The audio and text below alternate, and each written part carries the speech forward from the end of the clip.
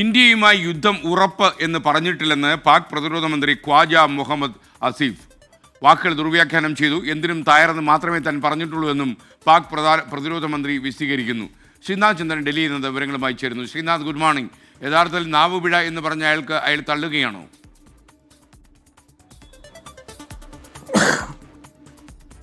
Good morning.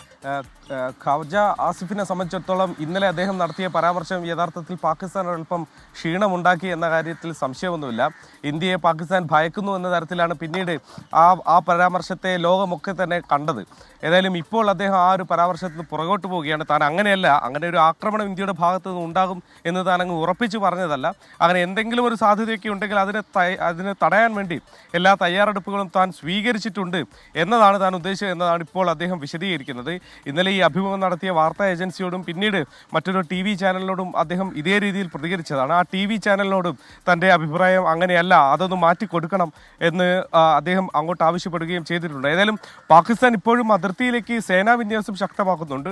ടാങ്കറുകളും മറ്റും എത്തിക്കുന്നതിൻ്റെ ദൃശ്യങ്ങൾ ഇതിനോടകം തന്നെ പുറത്തു വന്നിട്ടുണ്ട്. അതുകൊണ്ട് യുദ്ധഭീഷണി നേരത്തെ മുഴക്കിയിരുന്ന പാകിസ്ഥാൻ അതിനനുസരിച്ച തയ്യാറെടുപ്പുകൾ നടത്തുന്നുണ്ട്. ഇന്ത്യൻ ആക്രമണം ഇപ്പോൾ അത് ഉറപ്പിച്ച് താൻ പറയുന്നില്ലെങ്കിലും അതിനുള്ള തയ്യാറെടുപ്പ് നടത്തുന്നു എന്ന് പ്രതിരോധ മന്ത്രി പറയുമ്പോൾ അതിനൊത്ത തയ്യാറെടുപ്പുകൾ നമുക്ക് അതിർത്തി മേഖലകളിൽ ഇപ്പോൾ പുറത്തു വന്ന ദൃശ്യങ്ങളിൽ നിന്ന് മനസ്സിലാക്കാൻ കഴിയുന്നതുമാണ്. ഏതായാലും ഒരു യുദ്ധത്തിലേക്ക് 3-4 ദിവസത്തിനകം തന്നെ ഒരു തീരുമാനം ഇതിൽ ഉണ്ടാകും എന്നതാണ് ഏറ്റവും ഒടുവിൽ ഖ്വാജ ആസിഫ് പറയുന്നത്. അദ്ദേഹം പറയുന്നത് എന്തെങ്കിലും സംഭവിക്കാനുണ്ടെങ്കിൽ അത് 3-4 ദിവസത്തിനുള്ളിൽ ഉണ്ടാകും എന്നതാണ്. അതിനപ്പുറത്തേക്ക് അങ്ങനെ ഒരു സാധ്യതയുണ്ടെങ്കിൽ അത് പോകില്ല എന്നും അദ്ദേഹം പ്രെഡിക്റ്റ് ചെയ്യുന്നുണ്ട്. അദ്ദേഹം ഒരു പ്രവചനം നടത്തുന്നുമുണ്ട്. ഏതായാലും നമുക്ക് നോക്കാം ഇന്ത്യയും പാകിസ്ഥാനും തമ്മിലുള്ള ഇപ്പോഴത്തെ ഈ ഒരു സംഘർഷം അത് ഏത് തരത്തിലാണ് മുന്നോട്ട് പോവുക എന്നത്. SKN.